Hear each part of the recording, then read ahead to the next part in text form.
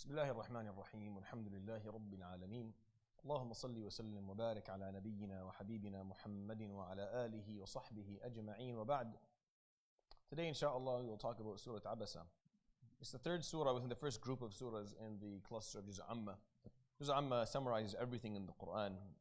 Most of the surahs in Juz' Amma, the vast majority are Makki surahs, and most of them are actually early Makki surahs. There's only maybe one or two that are Madani. We'll talk about them once we come to when it's their turn. But the vast majority are Makki surahs, and mostly are in the early Makki period. And the first group of surahs, which we kind of talked about the theme. The theme are what are the pillars of religion? And I don't mean what the pillars of Islam or the pillars of, no, in order for you to have a religion, what do you need to know? There are certain things that need to exist in order for you to be able to carry a faith of any sort. And the three surahs in Naba, Nazi'at, and Abasa basically cover those three pillars. And they're very they're very insightful because it's something for us to think about in terms of do we lose track of these things because you get so you dive so deep into the deen and you get so encompassed by all of the different actions and acts of worship that you kind of forget that really you need three basic concepts to be clear to you. Number one, Surah Naba tells us what Allah subhanahu wa ta'ala's narrative is.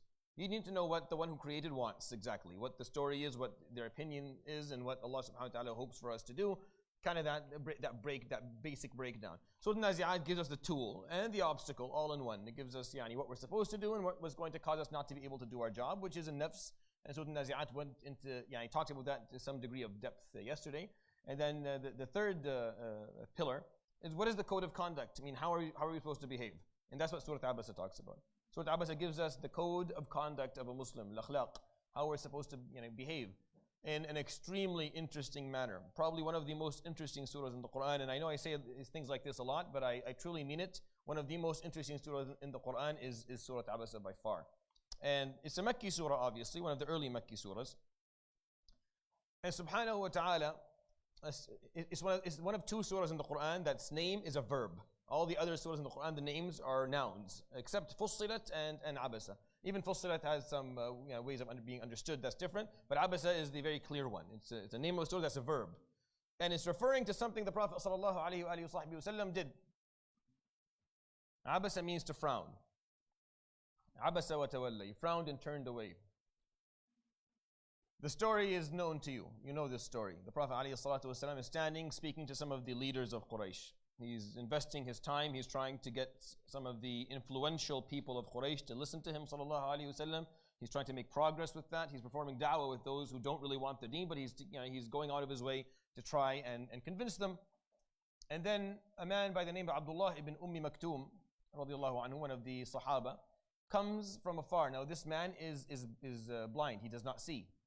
So he calls upon the Prophet alaihi salatu wasallam because he was told that the Prophet alaihi salatu wasallam is in this direction. And he can hear people speaking, so he knows the Prophet ﷺ is somewhere at the end of this road. So he starts to call on the Prophet ﷺ. Now, I'll remind you again. What is the theme of this one? The code of conduct. The code of conduct of Muslims. The Prophet ﷺ hears Ibn Maktum, so he turns over. He sees him coming towards him. The Prophet ﷺ knows what needs to happen. What's going to happen? He knows what's going to happen. What's going to happen is he's going to have to leave the person he's speaking to and go and address Abdullah ibn Maktum and see what he wants. Why? Because in the deen, we are obligated to serve to serve the Muslims first and serve their needs and meet their needs and make sure that we're taking care of whatever they want before we actually go and speak to those who don't want it altogether. Both are very important, whether it's service of the Muslim community or outreach to those who don't actually believe. But the Prophet ﷺ knows that he has to go and speak to the person who's calling upon him. And he was making progress with this leader. He was actually getting somewhere with him. This person was listening. So the Prophet ﷺ, for a split second, he frowned. I wish he didn't come right now because I could have got this done. But now I'm going to have to talk to him. So he frowned for a second, then he turned to the gentleman and told him, that I have to leave. We'll continue this later. That's all he did, alayhi salatu wasalam. And then he addressed Abdullah ibn Maktum. If anyone has any doubt that the Quran is from Allah subhanahu wa ta'ala, today they won't. It's impossible. It's impossible that a human being would make up a Quran and then put this surah in. Impossible. There is no way that the Prophet ﷺ would make something up where it says Abasa wa tawalla an ja'ahu al-a'ma وما يدريك لعله يزكى أو يذكر فتنفعه الذكرى أما من استغنى فأنت له تصدى وما عليك ألا يزكى وأما من جاءك يسعى وهو يخشى فأنت عنه تلهى كلا. The Prophet ﷺ, for something that he did in a split second, where he just frowned for a moment. And then he turned to the other person, ended the conversation, and then went to Abdullah ibn Maktoum and spoke to him, and they had a full conversation, and he answered all his questions. Allah subhanahu wa ta'ala would reveal a surah pointing out that the Prophet ﷺ did something. Here's my question to you. Did Abdullah ibn Maktoum know the Prophet ﷺ frowned? Did he know that he frowned? He didn't. He found out from the surah. So Abdullah ibn Maktoum didn't even know that the Prophet ﷺ actually frowned. How would he know? He's blind. He can't see him. He didn't know the Prophet ﷺ turned away. Allah subhanahu wa ta'ala is saying you frowned and you turned, but you shouldn't have. You shouldn't have frowned and you shouldn't have turned back to the gentleman to speak to him. You should have gone immediately to the person who's calling upon you. The Prophet ﷺ, who has literally put forward everything for the da'wah so far.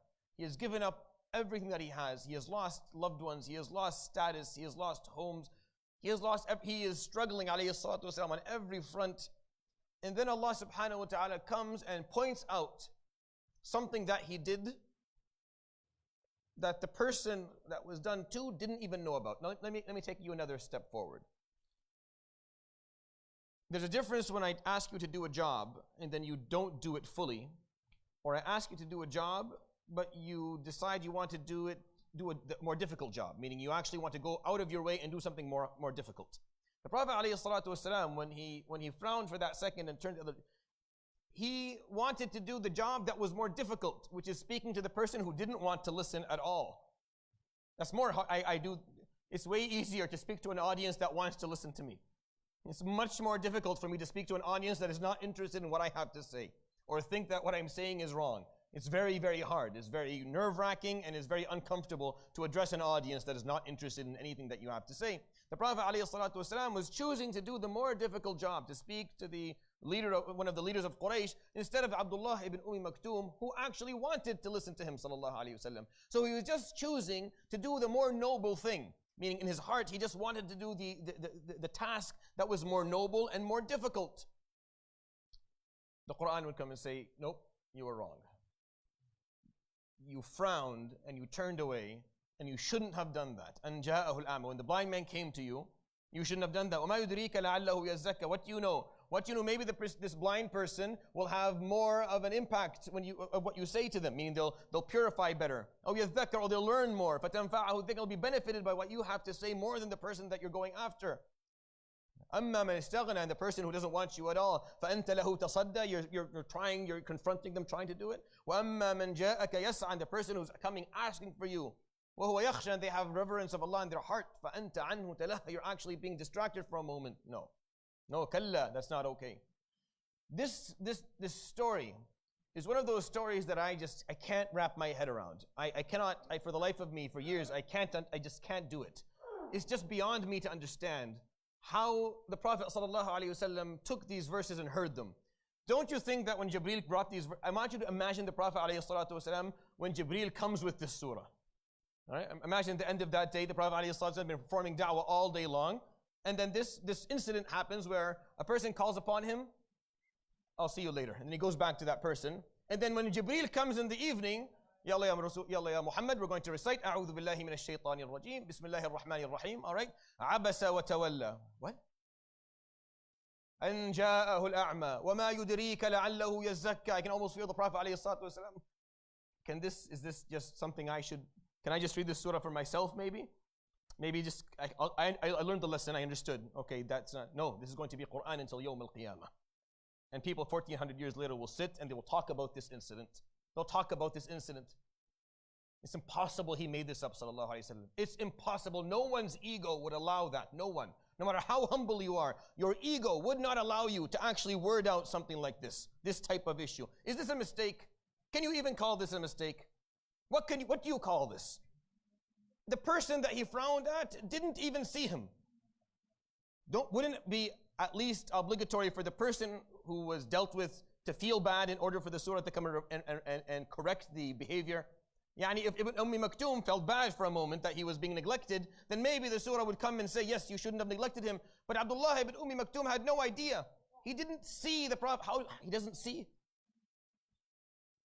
You're not allowed. Just take this phrase from me and think about it for a moment. Because the Surah Abasa talks about the code of conduct. This is our code of conduct. This is how we behave. This is the standard we're held to. This is the standard he was held to. Sallallahu alayhi wa sallam. You're not allowed to frown in the face of someone who can't even see it for a noble reason. For a noble reason. For a reason of which you are trying to work harder for the sake of Allah subhanahu wa ta'ala. I want to do something harder, more difficult. So you're not allowed to frown in the face of someone who can't even see it. If he could see it, the Prophet ﷺ wouldn't have done it. Correct? But he can't see. So the moment frown is not going to harm Abdullah ibn Maktoum. No, you don't do it. But Ya Rab, he can't see. It doesn't matter. But Ya Rab was trying to do the most difficult job. It doesn't matter. It doesn't matter. What was the right thing to do here? The right thing to do here was to leave what you were doing and go to the person who called you without the frown. So don't frown. So don't frown. Sallallahu alayhi wa sallam. You understand that this is the standard he's been held to. This is the standard he had to live by. Sallallahu alayhi wa sallam. I can't understand it. We don't have the ability to do this. We don't have the ability to do any of this. We can't. Wallah, it's impossible. And it's going to turn into Quran. He's going to hear Jibreel recite upon him. Read after me. Abasa wa tawalla. An ja'ahu al-a'ma. Sallallahu alayhi wa sallam. وَمَا يُدْرِيكَ لَعَلَّهُ يَزَّكَّى أَوْ يَذَّكَّرُ. Can he defend himself, sallallahu alayhi wa sallam, and say, no, he has to listen to this, and he has to say, okay. Well, never again. Never again. But what did you do, Ya Rasulullah? Ya Habibi, Ya Rasulullah. What did you do? Sallallahu alayhi wa sallam. What? You reacted as any noble human being in that split second would have reacted. Any noble human being in that moment would have reacted that way because they want to do the more difficult job. They want to do the better da'wah. So for a second there, he just, I wish you didn't come right now. Well, Abdullah ibn Maktoum, isn't he Muslim? He can come later. You can send him back. Come later. I'll talk to you in the evening. Come back. I'll see you at the masjid later. I have something to do. No. He didn't do that, sallallahu alayhi wa sallam. He could have done that. I would have done that. Sallallahu alayhi wa sallam. I would have said, okay, Abdullah, I'll see you later at Maghrib. But I have a question. Yeah, I'll see you at Maghrib. I have something to do right now. He didn't do that, sallallahu alayhi wa sallam. He went to him and he addressed his issue. But just for a second there, he just felt that maybe if it just didn't happen now, he could have finished doing this and they told the person, I'll talk to you later. No, that's not the priority. That's not how it's done. That's not perfection. That's not the perfection of the code. That's not the conduct that you were sent with. Sallallahu alayhi wa sallam. And it's Quran recited until Yawm al-Qiyamah. And this standard, where you cannot frown in the face of someone who can't even see it for a noble reason, you can't do that. That's the standard that we live by. Can we live by that? Well, we can't. Quite honestly, it's almost impossible. I don't think we have the ability. But that's what he was held to, sallallahu alayhi wa sallam. And honestly and clearly, this is what we are held to. This is the standard that we're going to be held to as well. Sallallahu alayhi wa sallam. This is the story. This is the story in the Quran. Where and it's not like the story came somewhere in the middle of a surah or at the end of it. It was named by it. It was named, he frowned.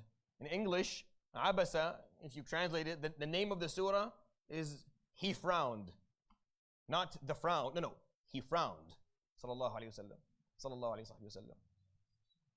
But because he didn't have any ego, alayhi salatu wasallam, because he knew that his only purpose was to serve Allah subhanahu wa ta'ala, he accepted. He had no problem.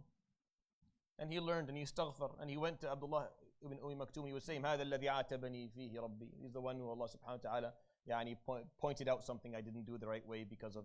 And he would, وكان يعظم أمر ابن مكتوم. Every time he saw him, he would forget about the fact how the Quran is respecting people with disabilities and pointing out that they need to be taken care of the moment that they ask for it. You can put that aside for a second, but just the fact that the Prophet ﷺ was held to this mistake. Can you call this a mistake? Do you think the Prophet ﷺ even remembered that happened during the day? Is it something that you remember? Is it a reaction that you would recall at the end of the day or maybe 2 days later that someone called you and you had a facial expression? Just a momentary facial expression and then fixed it? No one remembers this, but Allah subhanahu wa ta'ala sees it. Jalla Jalalullah, He is seeing it, He's watching, He observes it subhanahu wa ta'ala, and He's pointing it out. No, that's not the right way to do it. The right way to do it was that you didn't frown. But he didn't see me, Ya Rab. That doesn't matter. Well, he doesn't see you, then you can just do it? No. That has nothing to do with the person whether they can see you or not. It has to do with what's right and what's wrong and how behavior needs to be. You just don't do it. But I needed to know, you don't tell him anything. You don't tawalla. You go immediately to the person who's calling upon you, Ya Rasulullah, Ya Abul Qasim. You go immediately to that person, sallallahu alayhi wa sallam. And that is the standard. That is our code of conduct. If you want to, as a Muslim, know what you're held to that. Live with this. May this be the way you behave until you meet Allah subhanahu wa ta'ala. Because this is the code of conduct that we carry. He continues subhanahu wa ta'ala in the surah. إِنَّهَا تَذْكِرَةٌ. What you offer, Ya Rasulullah, is a reminder. And this is an extreme degree of adab that you find in the Quran. A reminder is not teaching, it's not telling people something they don't know, it's reminding them. فَمَنْ شَاءَ ذَكَرَهُ. And those who would like to be reminded by it are welcome to be reminded by it. And those who don't, then they don't. And Allah subhanahu wa ta'ala elevates the description of this reminder. في صحف مكرمة مرفوعة مطهرة بأيدي سفرة كرام بررة. That this dhikr that you have is in elevated slates that are purified and noble in the hands of malaika safara, who are also noble and of high status. Meaning Allah subhanahu wa ta'ala, not only does He elevate the status of the slates that this dhikr is written on, but it also elevates the status of those who carry it. And then the verse says, قُتِلَ الْإِنسَانُ مَا أَكْفَرَهُ. And I'll explain in a moment why this is all there. من أي شيء خلقه من نطفة خلقه فقدره ثم السبيل يسره ثم أماته فأقبره ثم إذا شاء أنشره. قتل الإنسان ما أكفره. What it means is the human being, how this is a dua. It's similar to فقتل كيف قدر. I talked about that in Surah Al-Muddathir. It's a form of dua, meaning may this person be punished. May the human being be punished. ما أكفره. How little the human being is grateful and thankful for what we give them. And that's what kufr means. Kufr ni'mah is for you not to be grateful for a blessing. And the reason that we use it as the opposite of iman is because when you're not grateful for the ultimate blessing, which is life itself, when you decide that you're not going to be thankful for life itself, and you don't acknowledge that Allah gave you life, that is kufr. That's disbelief in God altogether. But really kufr is just that lack of ability of being grateful and showing gratitude and being thankful. قُتِلَ الْإِنسَانُ مَا أَكْفَرَهُ. How ungrateful the human being is. مِنْ أَيِّ شَيْءٍ خَلَقَهُ. What did we create him from? مِنْ نُطْفَةٍ خَلَقَهُ فَقَدَّرَهُ. Created from something so small, a sperm that is not even seen with the naked eye. فَقَدَّرَهُ. And then he was given dimensions, and he was given a destiny, he was given a future. And then السَّبِيلَ يَسَّرَهُ. And after that he was given the different paths to take the path of was eased for the human being to choose the right instead of the wrong. And then the human being will die, and then will be in their grave. And then when Allah subhanahu wa ta'ala decrees, the human being will be resurrected again. كَلَّا لَمَّا يَقْضِ مَا أَمَرَهُ. Lamma in Arabic means something that hasn't happened yet. Lamma yaqdi ma amara. The human being has yet to accomplish what he's been commanded to do. So going back and kind of putting it together, this paragraph in Surah Abasa. Indeed, it is just a reminder. This is a reminder. Do not mistreat the reminder that you have. The deen, this reminder, is very elevated. It's marfu'atin mutahharatin bi'aydi safaratin kiramin. It's very elevated. It's very respected. Under no circumstances are you allowed to disrespect the dhikr that you carry. You can bring down your own ego.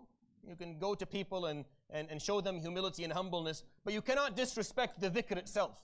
The ilm itself, the deen, the Quran has to be held in high, has to be elevated and respected by the person who carries it and by the person who is spreading it to others.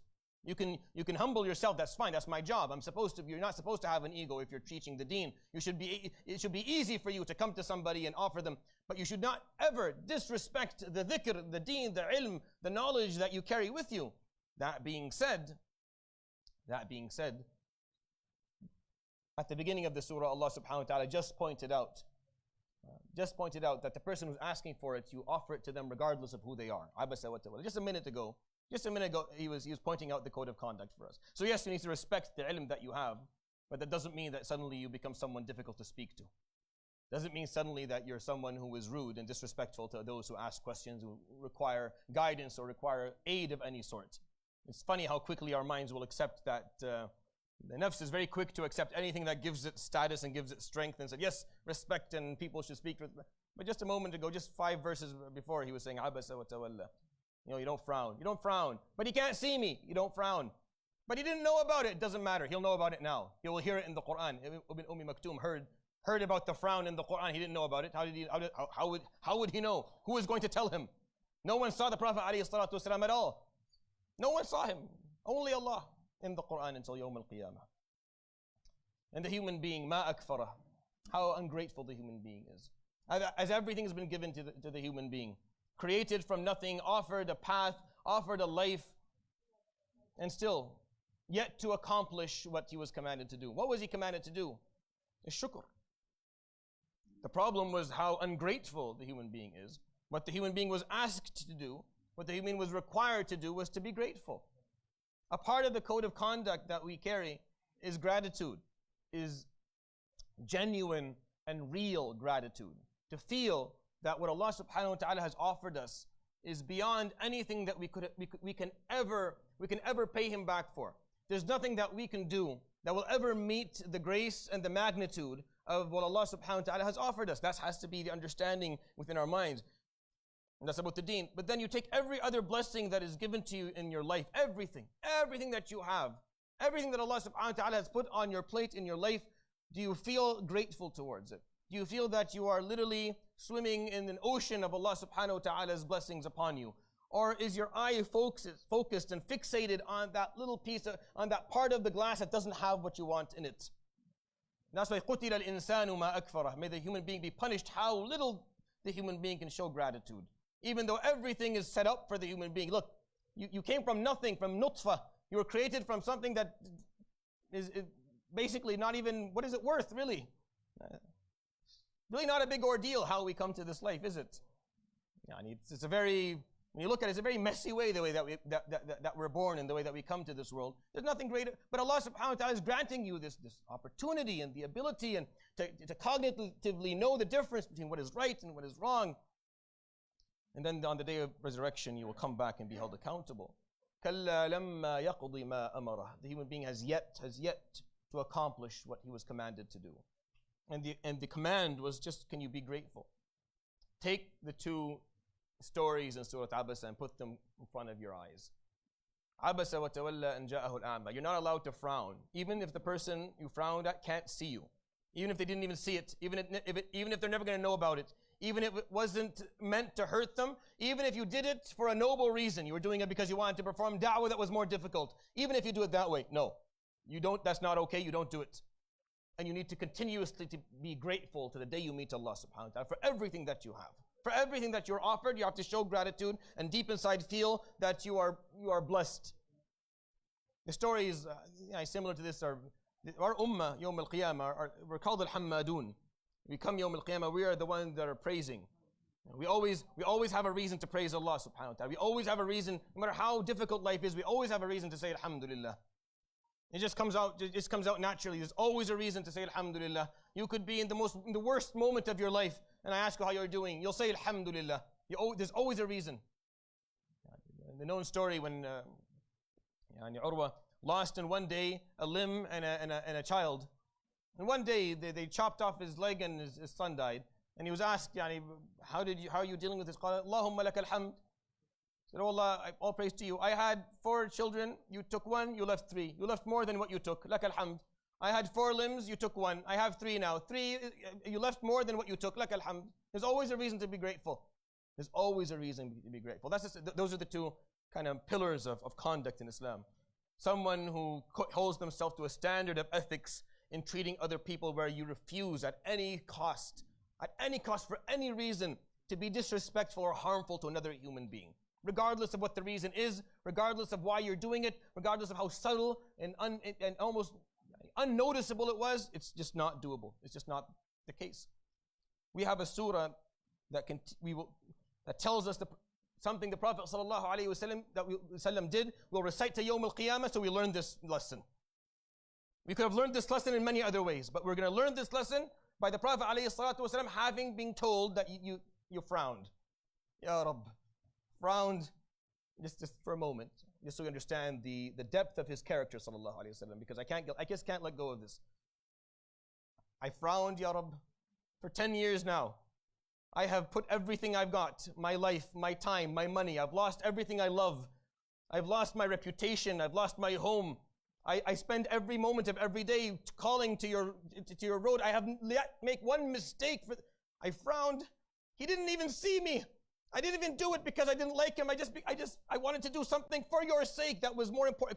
Because if this guy accepts Islam, the person from Quraysh, we don't need to do hijrah and have Badr and Uhud and Khandaq and all this misery. We can just establish Islam right now, right here in Mecca. Right? That could have been something he said, sallallahu alaihi wasallam. Why put this in the Quran for people to read about something that no one knew that I ever did? I make istighfar right now. I'll do tawbah right now. No.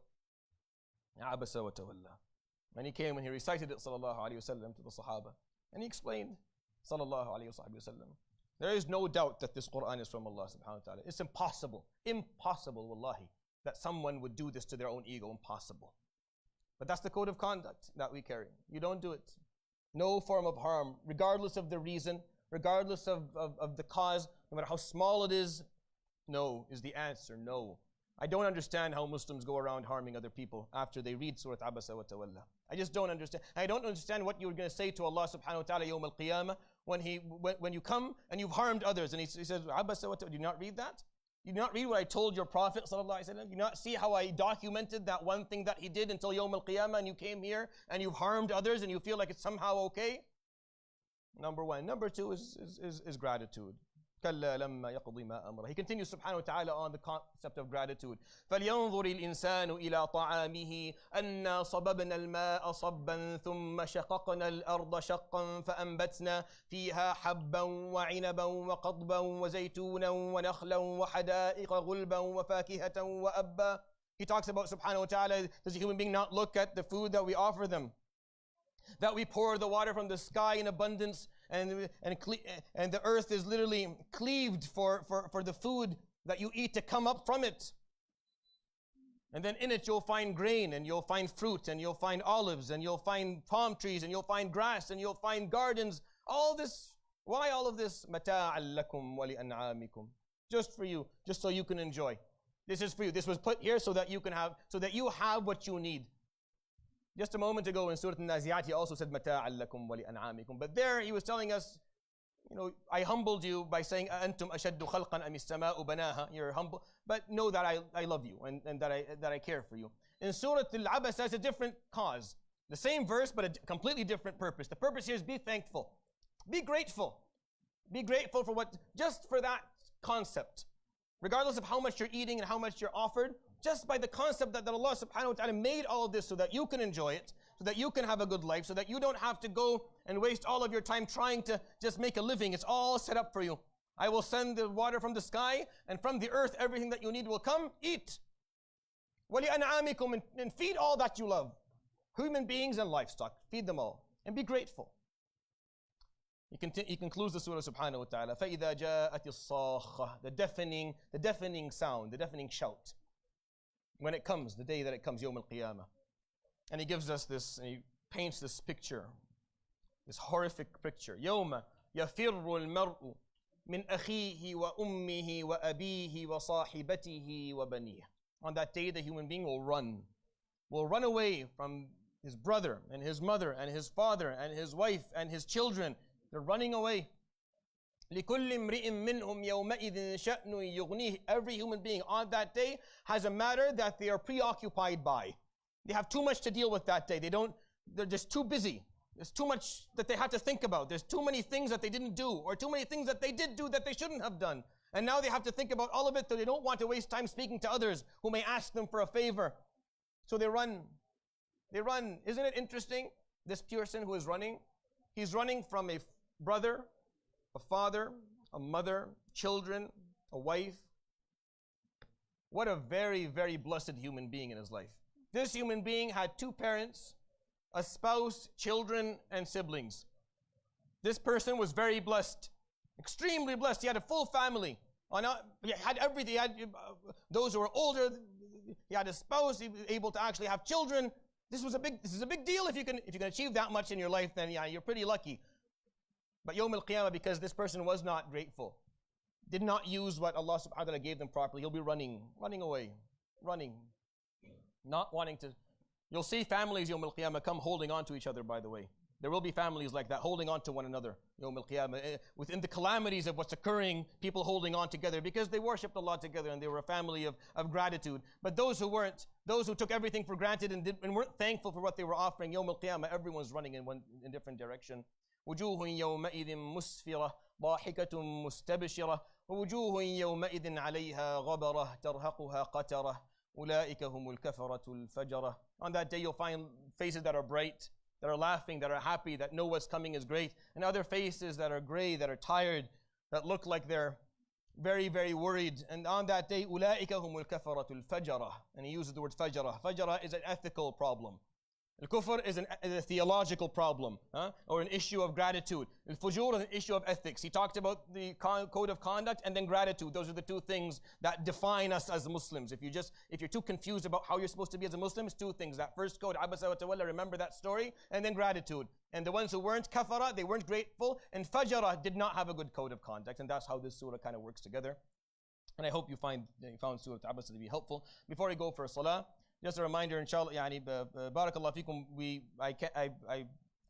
I encourage people to bring their children, and I think it's very important. I love having children in this place. I love to see young faces. It's really what makes me happy. But just please be aware of your children around you so that the volunteers can actually function outside.